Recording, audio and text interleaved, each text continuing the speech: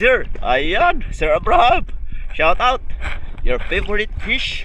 Nadali na.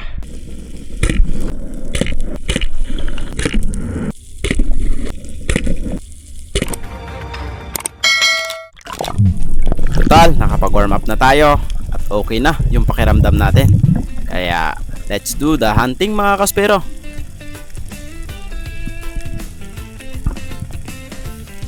Lumulubog na ang araw, bitbit ang pana,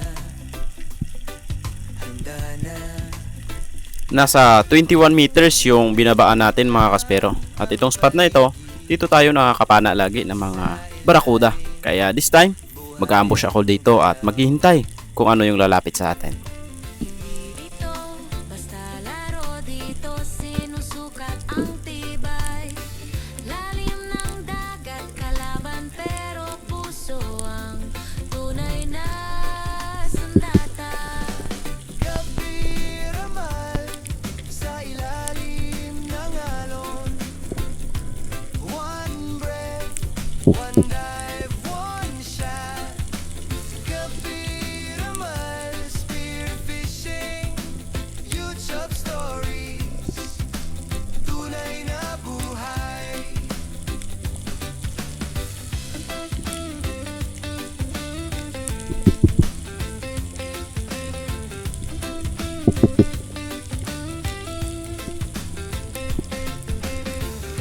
Natutong sumisid mag-isa, walang airtime, panata, panalang lakas. Tamang abang lang tayo mga kaspero. Medyo tumagal tayo sa pag-ambush. At buti na lang, merong lumapit sa atin na isang good size na great barracuda. Kaya hindi ko na pinalagpas at tinira ko na ito mga kaspero. At ayun, sapol naman. Kaya ayos na yung buhay na mano natin. Isang great barracuda na umabot ng 4 na kilo din. Kaya panalo na yung unang isda natin. Sa ilalim ng alon, one breath, one dive, one shot. Gabi ramal, spear fishing, YouTube stories, tunay na buhay. Hindi lang vlog, may saysay, tradisyon ay binubuhay. Mula lolo hanggang ngayon, pamanay binabantayan. Gabi ramal sa ilalim ng alon, one breath, one dive, one shot. Gabi ramal, spear fishing, hindi lang content, may puso. Pagka-secured ng ating unang huli, bumaba ulit ako dito. Sa unahan lang kung saan natin napana yung barracuda. Kaya dahan-dahan lang akong bumaba at nagsagawa ulit ng pag-ambush. At meron akong nakita na isang great barracuda, ngunit ayun, lumayo sa atin. Buti na lang nung nag-ambush tayo, bumalik. Kaya big chance na makukuha natin. Pero ayun, biglang pumiglas at medyo lumayo sa atin ng kaunti. Kaya tamang abang muna tayo para mahuli natin itong isdang ito. Handa na, tahimik lang ang paligid. At sa wakas, nakuha rin natin sa tiyaga. At ito, dahan-dahang bumalik sa atin. At saka nasa distance na kung tirahin natin. Kaya ayun, sapol mga kaspero. Sukat ang tibay. Lalim ng dagat, kalaban pero puso ang tunay na sandata. Gabi ramal sa ilalim ng alon, one breath, one dive, one shot.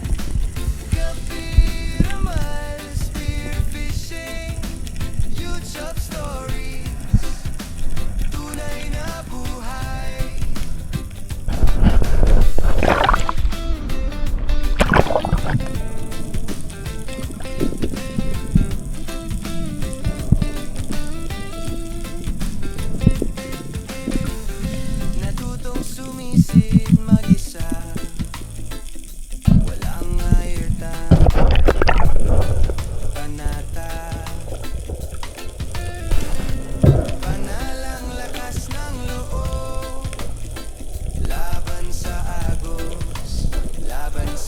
Dahil wala tayong bangka, dinala ko na sa tabi yung isda nating dalawang barakuda at ito, bumalik ulit tayo sa laot. Medyo nasa buhangin ng part tayo.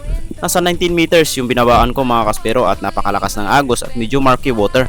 Ngunit ito yung lumapit sa atin, isang malaking tangigi mga kaspero. Napakaswerte talaga natin. Kaya nung tinira ko, sapol, medyo napababa yung pagkatira natin. Kaya hinayaan ko na humila ng tali para hindi lang makawala itong isdang ito mga kaspero.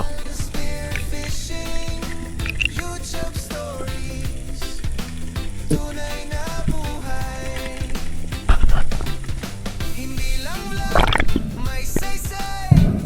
Tradisyon ay binubuhay mula lolo hanggang ngayon. Habang hinihila ko itong tangigi mga kaspero, napansin ko na malapit na talagang matanggal yung isda sa shaft natin. Kaya dahan-dahan kong binaba at tinulak ulit yung shaft para tumagos dun sa likod. At napakaganda naman ng pagkatagos sa likod at bumuka yung flapper natin. Kaya secured na ang ating huling tangigi mga kaspero. Hindi lang content, may puso.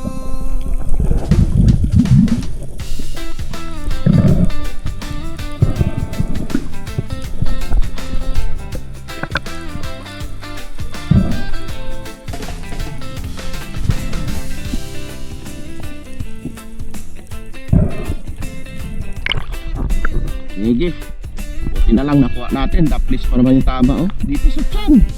Ano, labas bito pa. Ano, makapal naman. Tinalan, tatusok natin ulit. At ayun, tagos naman. Tahimik lang ang paligid. Sa ilalim, buhay ang galaw. Hindi dito basta laro, dito sinusukat ang tibay. Lalim ng dagat kalaban pero puso ang tunay na sandata. Gabi ramal sa ilalim ng alon. Hunting ulit tayo. Dito tayo sa maraming bait na bigong or trigger fish mga kaspero. Nasa 21 meters ulit tayo bumaba. At napakaraming bait talaga dito sa spot na ito. Kaya pag merong pelagic na lalapit sa atin, malalaman kaagad natin. Kaya ayan, tamang ambush lang tayo at tingin-tingin sa paligid baka may lumapit. At ayun, biglang nagsialisan itong mga bait. Kaya ibig sabihin merong pelagic. At ayun, isang malaking giant trevally na lumapit sa atin. Kaya napakaganda ng pagkatama. Sapul na sapul. Sa mata hanggang sa buntot yung tagos mga kaspero. Paldo talaga itong huli natin ngayong araw. Sunod-sunod na magagandang klaseng isda. Laban sa gutom. Di uso ang shortcut, bawat isda may kwento. Bawat huli may respeto para sa kalikasan. Panalo. Gabi ramal sa ilalim ng alon. One breath, one dive, one shot. Gabi ramal, spearfishing, YouTube stories, tunay na buhay. Hindi lang vlog, may saysay. Tradisyon ay binubuhay mula lolo hanggang ngayon. Pangalan binabantayan. Gabi naman sa ilalim ng alon. One breath, one dive, one shot. Gabi naman, spearfishing, hindi lang content, may puso.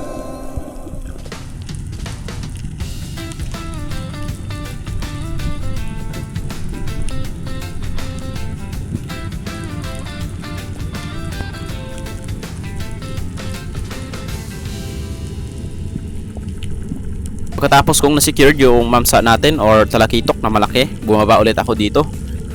medyo nasa 18 meters lang ako at meron akong napansin dito na isang paborito ng ating digit sealer na si Sir Abraham. Isang green job fish mga kaspero. Ayan, paborito niya ito kaya alam na this mga kaspero. Sapol na sapol, napakaganda ng pagkatama. Na-spy natin kaya walang kawala dahil mapupunta na yan sa freezer.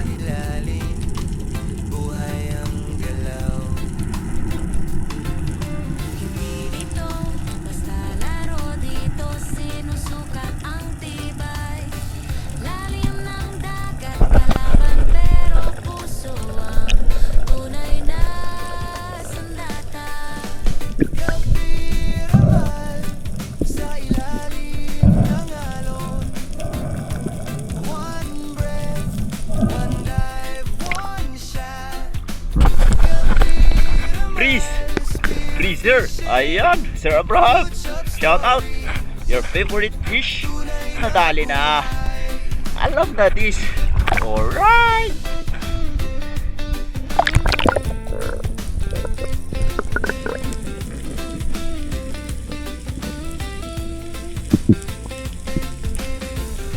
Natutong sumisid mag-isa.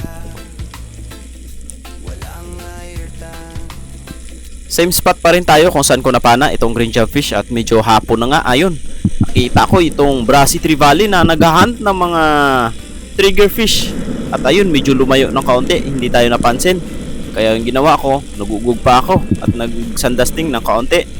At ayun, medyo kumalma siya at dinahandahan ko ng ginapang at tinira mga kaspero. Sapol na sapol itong Brassy Trevally na dagdag sa ating mga huli. Tahimik lang ang paligid. Sa ilalim, buhay ang galaw. Dito, basta laro dito, sinusukat ang tibay. Lalim ng dagat, kalaban pero puso ang tunay na sandata. Kapiramal sa ilalim ng alon. One breath, one dive, one shot. Kapiramal spearfishing. Huge shot stories. Tunay na buhay.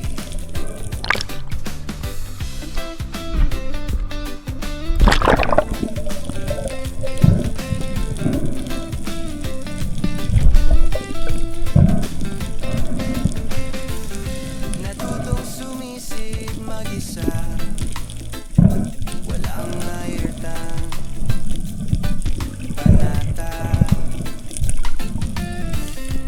Panalang lakas ng loob. At this time mga kaspero, hapon na talaga. Mag-alas 6 na ng gabi. At meron akong inaabangan dito na grupo ng mga Longonose Emperor or Dugso mga kaspero nandun sa baba. Sobrang dami talaga nila at malalaki pa, ngunit ayaw talagang lumapit. Kaya ito na lang yung lumapit sa atin, isang Slick Unicorn, ay slender. Kaya hindi ko na pinakawalan, hinira ko na agad mga kaspero. Sapol na sapol. Sarap nito pang ihaw mga kaspero. At ito na yung last fish of the day. At umuwi na rin tayo dahil hapon na mga kaspero. At ayos na rin yung mga nahuli natin.